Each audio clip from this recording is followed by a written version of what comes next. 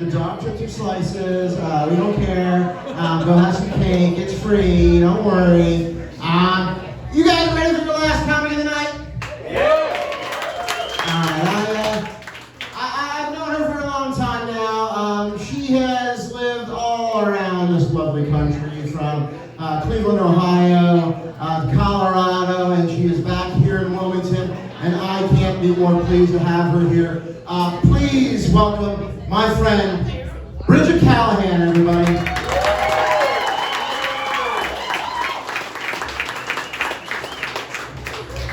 Give it up for Lou on his 4-year anniversary. Every time I've come back into town, I've done the show. It's always been so much fun. Also, because we haven't done it yet, please give it up for your bar staff. They're hooking me up with free drinks, so I appreciate it. Also, please have some of my birthday cake, because my birthday is in a couple days, and they didn't know they were bringing me birthday cake, but that's totally birthday cake. I'm calling it. Also, birthday pizza, thank you. I know you're going to hook me up later, right? And then lastly, one little half clap for all the dogs in the house. I always live with a dog, always, and this is the first time that I don't have a dog that I live with. Because I don't have a dog, but I borrow my roommate's dogs, right? And the last dog, I missed the last dog I lived with. It was in Colorado. It was left by a roommate, so it didn't have, it's like the one dog in the house that didn't have a person. So it like adopted me and would sleep in my room. And he was real cute. He was this old asthmatic chow dog. He kind of looked like the dog, like the Zool dogs from Ghostbusters, right? It's adorable. But the thing is, he was so old and asthmatic that when he would sleep at the end of my bed, you could hear him all night just going, all night. And one time, I was making a little bit of a sexy video for a friend of mine. And I sent it to him, and he watched it, and he said, "Hey, you look really hot in that. What is that noise in the background?" So I listened, and you can hear it the whole time. And I was like, "That's just me queefing."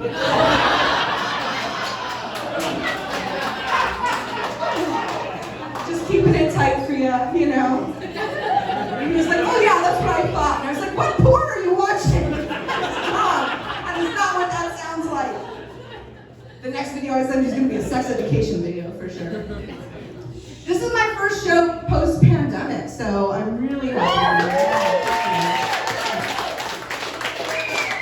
I became a basic bitch during the pandemic, guys.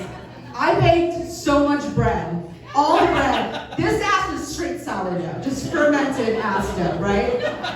I became a plant lady. It's probably more accurate to call me a plant hospice worker. Maybe like a plant jigsaw from Saw, right? Like I feed them just enough water to not die, just to prove my ex-boyfriend wrong, but they're not happy. They're not happy. I got real done with the self-care concept. I'm done with that. That can go to hell. I'm all about loving my body and listening to my truth, but I ate a whole pizza the other day by myself. So sometimes shame is warranted, you know? I broke it into 3 meals. I didn't eat it all at once, but it was just pizza all day long. I swear. There are things I'm not going to miss. I've put boundaries in place. There are things I'm not going to do that I discovered during the pandemic I'm not doing. Like, fuck them. Fuck them. Fuck dinner parties. I'm never doing a dinner party ever again. Seriously. You like dinner parties? You give me a look like, is it you love them? Okay, can I just explain to you why I hate them? I'm just going to tell this joke just for you. It's because of board games. You always have to play board games at dinner parties. And board games at dinner parties are the most passive-aggressive bullshit I've ever seen. All you're doing is inviting me to play a game that you've already practiced 10 million times that I've never played before. You know? That's hostile. It's hostile. I went to a dinner party right before the pandemic with my sister. One of the worst dinner parties I've ever been to in my life. It was a bunch of couples I didn't know. I was the single person, right? So, you know, they brought the one single guy for me, right? And he was an NPR journalist, so very on brand for me. He also looked like his hands smelled like cum. I don't know how to explain how you can look at someone and just know that, but you can, right? So we're doing this dinner party, and then at the end of the night, the dreaded question comes up. And my sister's like, do you guys want to play a board game? And the game she pulled out was some bullshit from her social worker job called Feelings Jenga. She's a Midwestern nightmare in a box. It's exactly what it sounds like, right? You play Jenga, you pull a stick from the Jenga tower, probably successfully because we're all a bunch of adults playing this fucking game. And then you pick a feeling from an envelope, and you have to explain to this table of strangers what horrible traumatic story that feeling reminds you of. It's the worst game ever. You are right. It's the worst game ever. So, first off, cum hands goes, right? And cum hands tells this story about how his mom left him to join a cult in India when he was 12. So definitely can't fuck cum hands. That's mommy issues all across the board, right? The couple goes, this couple that just had a baby, that's why we're having the dinner party, they're pulling us into their hostage situation, right? And they tell all these long stories, but essentially you can hear they just haven't had sex in 3 months. That was the point of that, right? And then my sister goes. And my sister pulls out the feeling card, angry. And she looks at me, dead across this table of 12 strangers. And she says, it used to make me so angry when you would sit on me as a kid. And without missing a beat, cum hands goes, I'd be careful, she looks like she could still do it. So I fucked the shit out of him because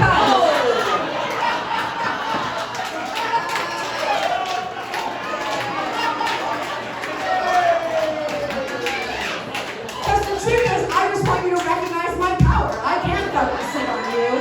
Fucking recognize.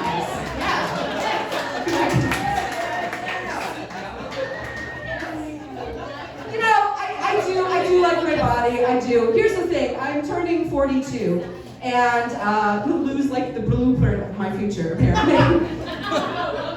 And I feel like at 42, this is finally, I've caught up to what I've always looked like my entire life. I have just been a 40-year-old woman waiting in this body for 40 years to come into my own. And I'm never gonna change. This is just gonna be me forever, just 42 and happy, right? Yeah. It's a very polished body. Forged in the beat fields, running from the Russians, and then running back to the beat fields, and running from the Germans, and running back to the beat fields, and running from the Russians again, right? The point is, if I need to drop a baby in the beat field while the Luftwaffe is flying above, I can. Just very easily. That was a World War II joke, guys. It's not actually my only World War II joke. Do you guys want to hear the other World War II joke? So, one time I was doing an 8-ball coat with a guy for my birthday. And he was, understandably, having trouble getting it up. And he leaned over and he whispered in my ear, pretend I'm a soldier returning home from World War II. And I said, the first thing that popped into my head, which was, do you need a shot of penicillin? Is that where you were going with that? Paul mentioned he was just in Denver. I just moved back from Colorado, guys. I love Wilmington so much, I left free weed to come here, right? Yeah. It wasn't free, it was very expensive. You do need a coupon, he's right about that. Absolutely. Colorado, honestly, was not my vibe. The mountains are beautiful, but, you know, the thing about Colorado is that every male stereotype you could possibly think of exists there. You have rootin' shooting cowboys, you have burnt out festival kids starting mushroom farms, you have web developers living in their van that they tricked out for $300,000, right? It's exhausting. And the thing that exhausted me the most is that every time I went on a first date, the guy would ask me to do something like skiing. My Tinder profile is very accurate, right? Do I look like I've ever been skiing in my fucking life? I'm from Cleveland, Ohio. Like, Like our winter sport is stepping over pigeons frozen to the sidewalk. And we're not great at that. It's not a good thing to not be great at, if we're being honest. And mountain biking, they're all into mountain biking. I actually had an epiphany about this, right? So I used to think, oh, when guys hit like 40, they're like trying to get healthier. You know, the fear of mortality is staring them down. So they like start going vegan, they start mountain biking all the time. That's not it, guys. It's because their dicks stop working. Absolutely. Their dicks stop working and they get scared. They don't want to spend more time with their family. They just want to be able to fuck until they die. And that was really like, I was like, yeah, okay, I get that. I feel that. I have those fears, you know? I don't want to get so old that I find myself having to use lube. That's a thing. It's the flavors of lube that throw me off, if we're being honest. Yeah, right? It's always something like bend me over banana. I have daddy issues, cherry vanilla, you know, something like that.